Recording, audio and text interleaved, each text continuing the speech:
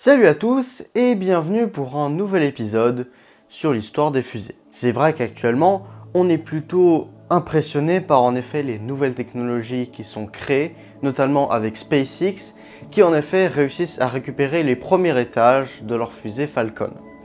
Mais à quand remonte tout ça? Et surtout, quelle est la première personne qui a en effet théorisé et s'est dit « on va construire une fusée » Et surtout, est-ce que les fusées ont vraiment été utilisées pour aller dans l'espace? Eh bien, c'est ce qu'on va voir aujourd'hui.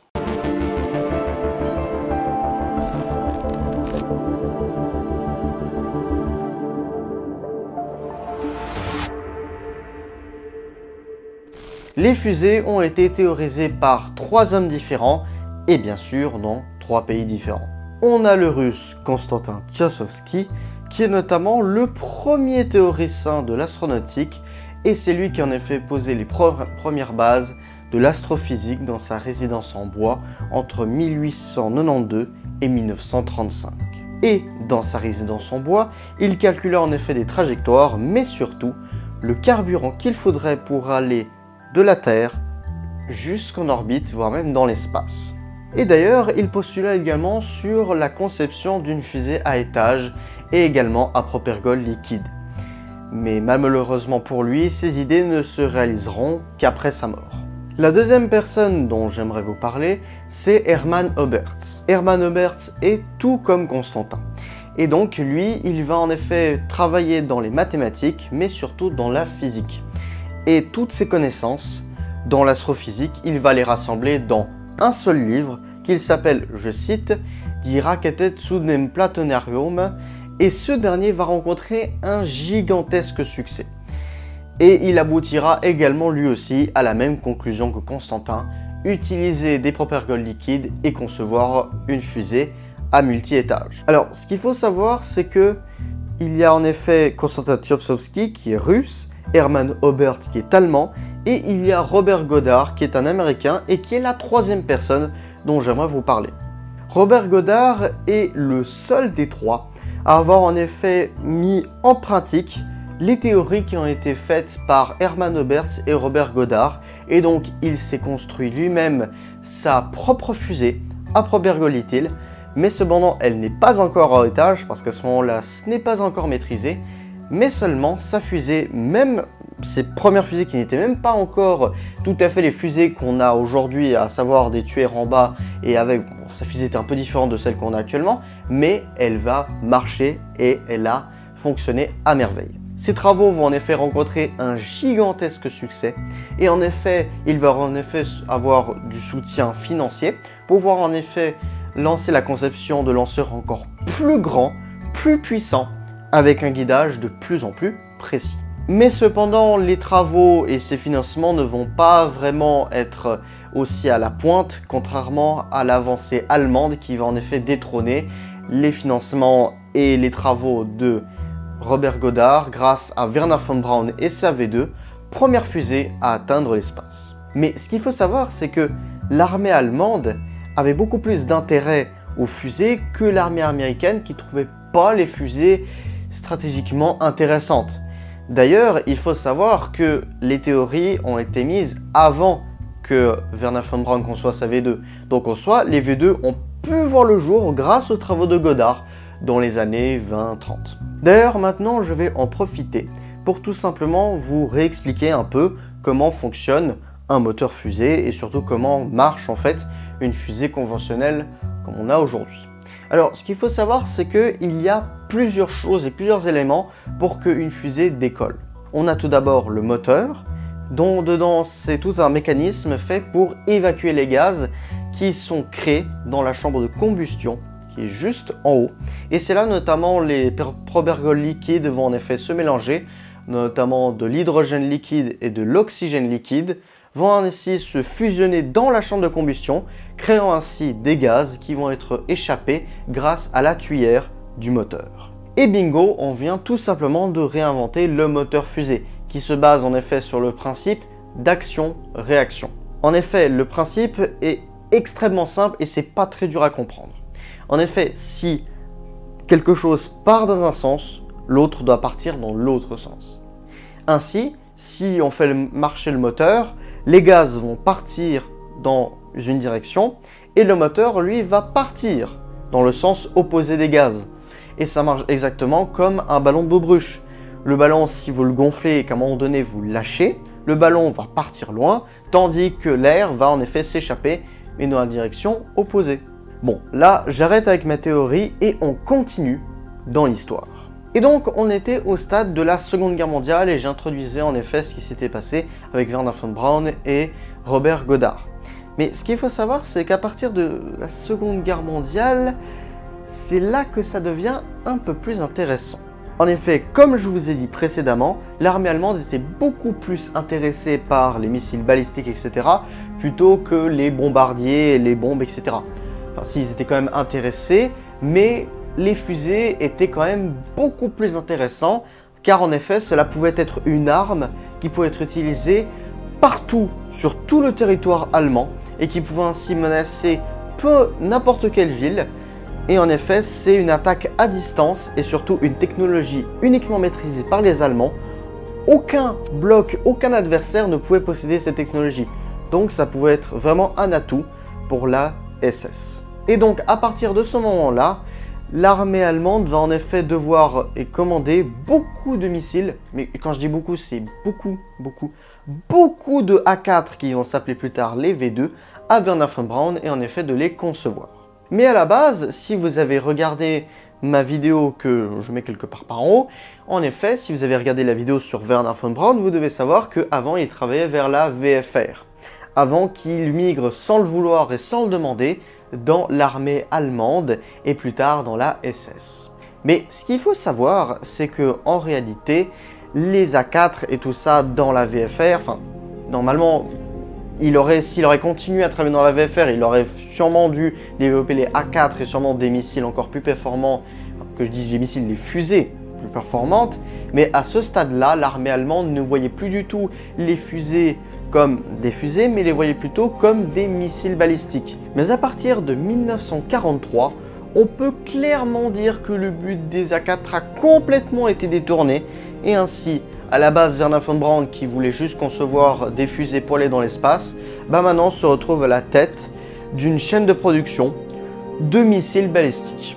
Mais bon, visiblement, Hitler voulait en effet plus voir des villes détruites qu'un homme ou un chien dans l'espace.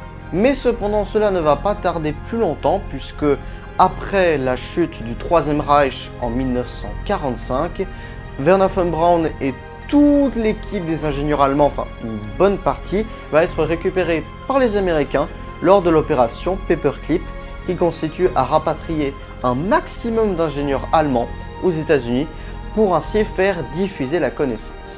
Et à partir de ce moment-là, c'est là que va entrer le plus grand conflit entre deux grandes nations, la guerre froide qui va aussi imposer deux pays, les États-Unis et l'URSS, et ainsi deux génies de l'espace, Wernher von Braun et Sergei Korolev du côté du bloc soviétique. Maintenant, on va un peu plus mettre de côté l'histoire et on va plus se concentrer sur les lanceurs américains et après les lanceurs soviétiques. En effet, avec les A4, les Américains vont rapatrier une plus grosse partie des A4 aux États-Unis pour pouvoir les tester et aussi pour pouvoir détacher les pièces et ainsi de les comprendre.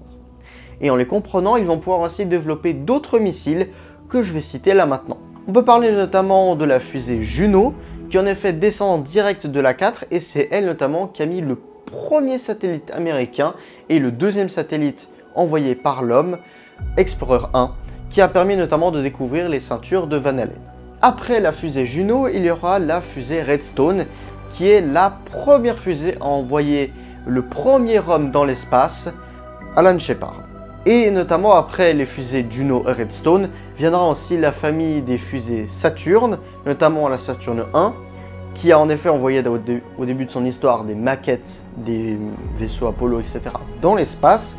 Et ensuite, les fusées Saturn 1B qui serviront au test, mais aussi à l'envoi de la mission Apollo 7. Et ensuite, la grande sœur de la Saturn 1B, la Saturn 5, qui aujourd'hui et tous les autres fusées appartiennent au musée américain. Et la Saturn 5, fusée emblématique des États-Unis, qui est en effet encore aujourd'hui la fusée la plus puissante de l'histoire. Depuis 1969 avec la mission Apollo 11, cette fusée est devenue réellement mythique et n'est toujours pas détrônée à ce jour. Ensuite, après qu'il y a eu les fusées Redstone, Juno et Saturn pour l'envoi d'hommes dans l'espace, il y a bien sûr eu des fusées qui ont été utilisées pour envoyer des satellites dans l'espace. Il y aura notamment la série des fusées Titan, notamment avec la fusée Titan 2 qui a envoyé des capsules, notamment la capsule Gemini dans l'espace pour le programme Gemini.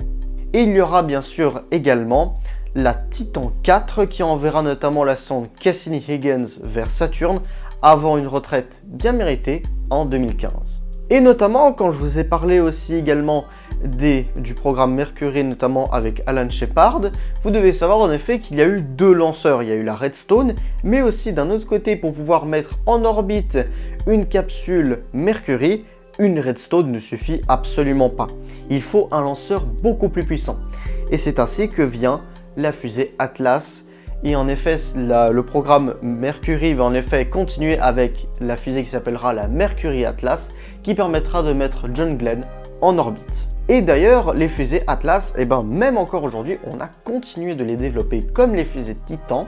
Et en effet, aujourd'hui, on en est à l'Atlas 5 qui est toujours opérationnelle. Et c'est elle notamment qui a envoyé le rover Perseverance vers Mars. Et il y a de cela un petit bout de temps, New Horizons vers Pluton. Voilà, je pense que là, on a bien fait le tour de tous les lanceurs américains. Maintenant, on va voir un petit peu du côté soviétique et du côté de l'Est. Après que Sergei Korolev ait récupéré tous les A4 disponibles vers le Kremlin, en réalité, il va en effet modifier un peu la A4 pour ainsi rajouter des réservoirs, des systèmes de guidage un peu plus performants que celui que Wernher von Braun avait créé tout simplement. Et il va en effet concevoir la première fusée de sa première série, la R1. Et ensuite, il va faire décoller sa R1 et elle va totalement marcher. Et il va continuer avec la R2, R3, R4, R5, etc. Jusqu'à ce qu'à un moment donné, il finisse par arriver à la R7. Alors, il faut savoir que de la R1 jusqu'à la R7, tous les R6, R5, R4 et R3, eux, ne sont que des fusées à but militaire. C'est-à-dire que ce sont encore des missiles balistiques et non pas des fusées. Mais cependant, c'est Sergei lui-même qui arrivera en effet à convaincre les dirigeants russes d'un programme spatial plutôt qu'un programme militaire. Bon, à vrai dire, la R7 Semyorka, elle aussi, au final, elle peut être aussi considérée comme un missile balistique. Car en effet, sur les premières planches à dessin, on imaginait déjà la R7 Semyorka avec une tête nucléaire au sommet de la fusée. Bon, la R7 Semyorka a certes au début été peut-être un missile balistique, mais ça n'a pas duré très longtemps puisque après, les Russes vont en envoyer, grâce à cette fusée et grâce à sa capacité d'emport, le premier satellite artificiel dans l'espace Sputnik, ensuite la première chienne dans l'espace Laika, puis Gagarine, premier homme dans l'espace, et ensuite Alexei Leonov, qui est tout simplement le premier homme à faire une sortie dans l'espace, puis la première femme dans l'espace, Valentina Tikhonova, qui est tout simplement une réussite. Et à partir de ce moment-là, on peut dire que la série s'est un peu arrêtée. Mais en tout cas, ce qu'on peut dire, c'est que les Russes, encore aujourd'hui, en effet, continuent à lancer la R7 Semyorka, toujours non plus avec les fusées Vostok, qu'on appelait autrefois, la capsule s'appelait Vostok, et les fusées prennent aussi le nom des capsules. C'est pour ça que souvent, aujourd'hui, on considère la fusée R7 Semyorka avec un Soyouz au sommet, la fusée Soyouz. Or, Soyouz n'est que le nom du vaisseau, pas le nom de la fusée. Et ça, il faut faire attention. Parce qu'en effet, on peut souvent confondre et parfois, ça peut amener à la confusion. Bon, ensuite, après les vaisseaux Voskhod et les capsules Vostok, il y a actuellement les vaisseaux Soyouz qui en effet sont des vieilles créations, j'ai envie de dire, parce que littéralement, les Soyouz ont presque limite 20 ans, voire 30 ans.